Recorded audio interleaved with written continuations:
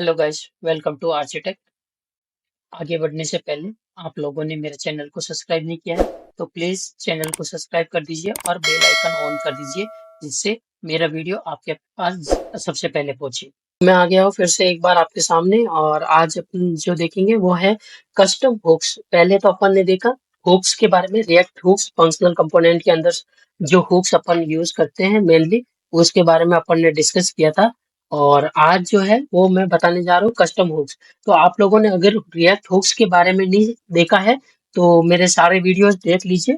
Previous जो भी 4-5 videos है वो सारे हुक्स के बारे में बताया गया है, और उसका कोड भी मेरे गिटहब पे मिल जाएगा।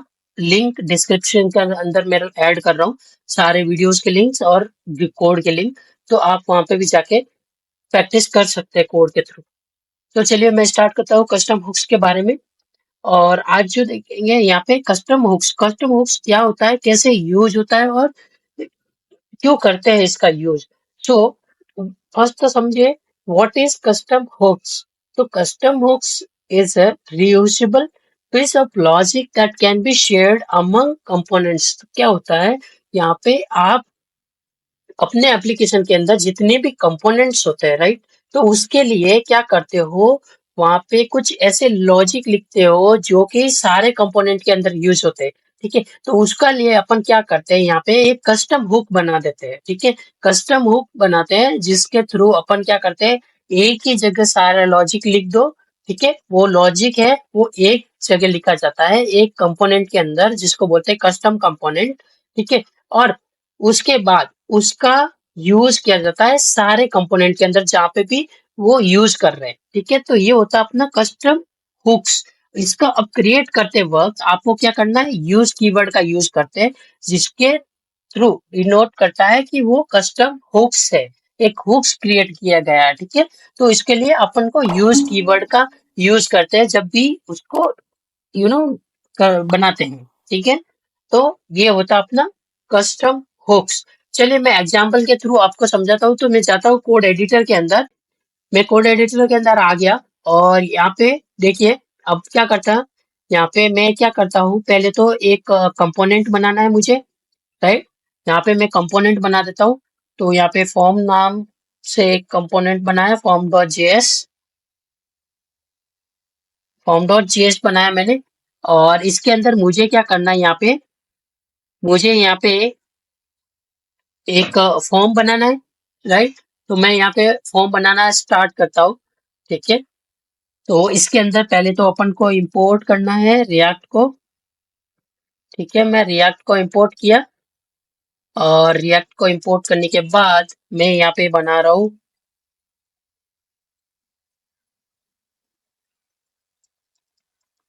कॉन्स्ट। यहाँ पे कॉन्स्ट और अपना कौन सा है, यहाँ पे फॉर्म इज इक्वल टू ये एरो फंक्शन, ये बना दिया। ठीक है, एक्सपोर्ट डिफॉल्ट फॉर्म। ठीक है, मैंने ये कर दिया। उसके बाद अब क्या होगा, यहाँ पे देखिए, अब मैं इसके अंदर मैं क्या कर रहा हूँ, यहाँ पे रिटर्न करता हूँ। ठीक है, रिटर्न क्या करना है, मुझे एक फॉर्म बनाना है। तो मैं पहले तो ना जो है फ्रेगमेंट बना दिए, और इसके अंदर मैं h1 में लिख देता हूँ, यहाँ पे react app using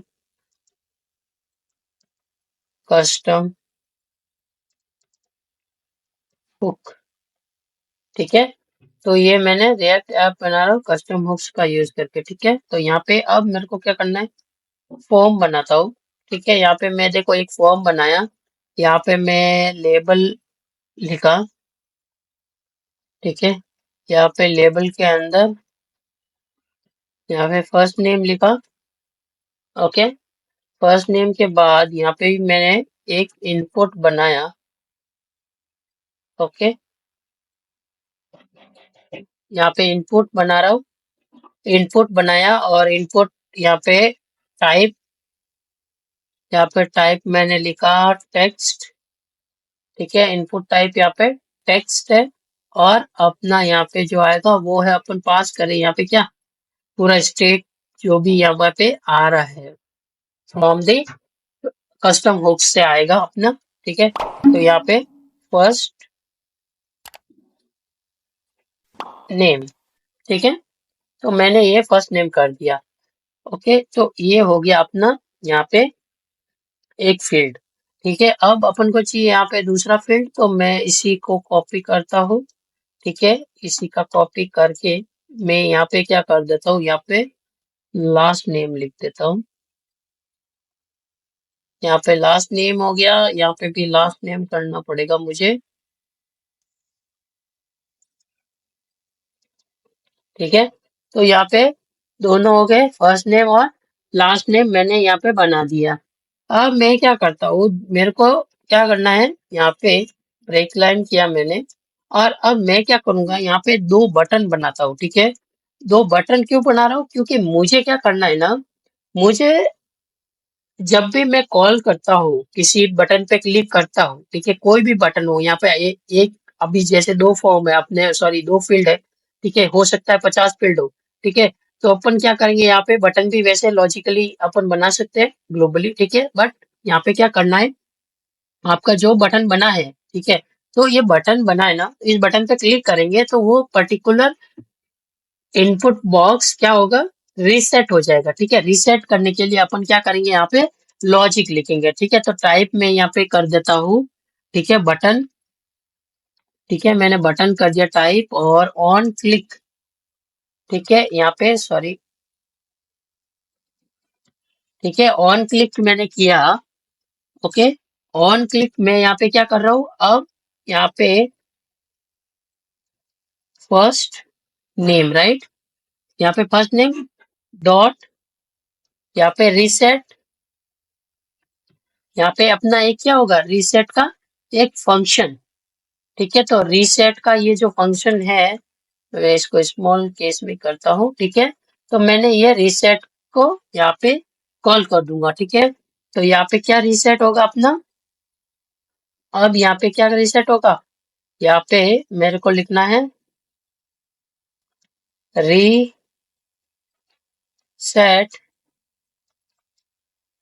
first name. ठीक है, अब इसी तरह से मैं यहाँ पे कर दे रहा हूँ रीसेट लास्ट नेम और यहाँ पे भी लास्ट नेम हो जाएगा। ठीक है, तो ये हो गया अपना यहाँ पे फर्स्ट नेम और लास्ट नेम। अगर आपको दिखाना भी है तो मैं यहाँ दिखा देता हूँ। ठीक है, यहाँ पे ये क्या करता हूँ, पहले तो मैं ब्रेक लाइन कर देता हूँ यहाँ पे। ठीक है, इसके नीचे आ जाएगा और यहाँ पे मैं क्या करता हूँ, H3 के अंदर इसको मैं दिखा देता हूँ, जो भी अपना लिखेंगे ना यहाँ पे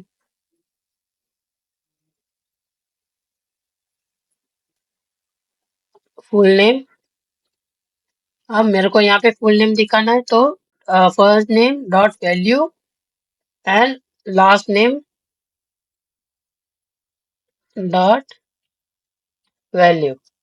ठीक है, तो यहाँ पे ये दोनों की वैल्यू आ जाएगी। ठीक है, अब ये फर्स्ट नेम और लास्ट नेम अपन को बनाने पड़ेंगे। ठीक है, तो मैं क्या करता हूँ, यहाँ पे फर्स्ट नेम और लास्ट नेम में इसको हो सकता है अपना फॉर्म, यहाँ पे तो फॉर्म आ गया और इसको मैं फॉर्म के बाहर बना देता हूँ, बटन को इसको मैं फॉर्म के बाहर ले लेता हूँ, इसका कोई जरूरत नहीं है फॉर्म के अंदर। ठीक है, तो वो वैसे इसका भी कोई जरूरत नहीं पड़ेगा। ठीक है, अब मेरा ये तो हो गया। अब मैं यहाँ पे क्या करता हूँ, देखिए यहाँ पे अपना क्या होगा। ठीक है, यहाँ पे अब मैं यहाँ पे कॉल कराऊंगा, किसको कॉल कराना है, अब यहाँ पे अपना एक, पहले तो क्या करता हूँ, मैं यहाँ पे एक हुक्स के अंदर जाता हूँ और हुक्स के अंदर मैं क्या करता हूँ, एक फाइल बनाता हूँ। ठीक है, यहाँ पे use form input, form input dot JS, तो मैंने एक हुक बना रहा हूँ। यहाँ पे मैं एक हुक बना देता हूँ, हुक के अंदर मेरे को क्या करना है, इंपोर्ट करना है। ठीक है, इंपोर्ट किया। यहाँ पे किसको करना है, यूज स्टेट को, क्योंकि स्टेट के ऊपर काम करना है अपन को इसमें। ठीक है, यहाँ पे मैंने स्टेट किया और यहाँ पे const use form input. Okay, so यहाँ पे ये हुआ अपना कंपोनेंट, यहाँ पे मैंने बनाया और हुक्स के लिए एक्सपोर्ट किया, export default use form input. ठीक है, इसको मैंने ये कर दिया यहाँ पे। ठीक है, और अब मेरे को क्या करना है, इसके अंदर अपन को थोड़ा लॉजिक लिखना पड़ेगा। अब यहाँ पे क्या होगा, यहाँ पे देखिए, अब कॉन्स्ट करता हूँ। ठीक है, कॉन्स्ट, यहाँ पे मेरे को वैल्यू करना है। यहाँ से जो वैल्यू आ रही है वो अपन वहाँ पे गेट कर रहे हैं, राइट। तो ये वैल्यू हो गया और सेट वैल्यू यहाँ पे हो गया। ठीक है, यहाँ पे सेट वैल्यू कर दिया मैंने, और सेट वैल्यू के बाद यहाँ पे यूज स्टेट हो गया अपना। ठीक है, ये यूज स्टेट हुआ, और यूज स्टेट के अंदर यहाँ पे अब क्या होगा, पे मैंने डिफॉल्ट वैल्यू लिया। ठीक है, तो यहाँ पे डिफॉल्ट होगा, डिफॉल्ट वैल्यू आ गया। ठीक है, ठीक है, ये डिफॉल्ट वैल्यू यहाँ से अपने कंपोनेंट से आएगी, जहाँ पे वहां पे पास करेंगे अपन। ठीक है, तो ये डिफॉल्ट वैल्यू ये हो गया, तो यहाँ पे पास कर दिया मैंने। ठीक है, और इसके बाद अब क्या होगा, यहाँ पे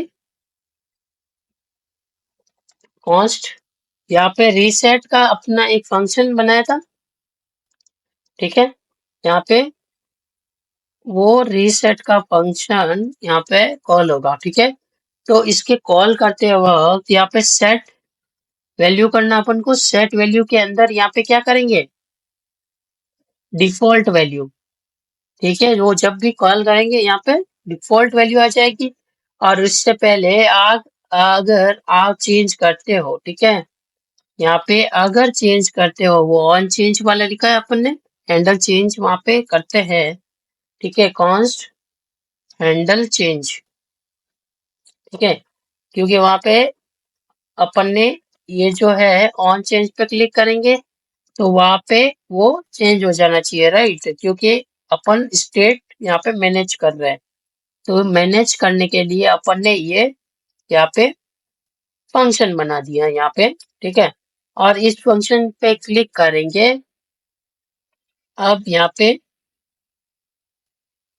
मैंने किया जो प्रिवेंट है। ठीक है, तो सेट वैल्यू यहाँ पे कर देंगे, यहाँ पे E dot target dot value, target dot यहाँ पे वैल्यू हो जाएगा।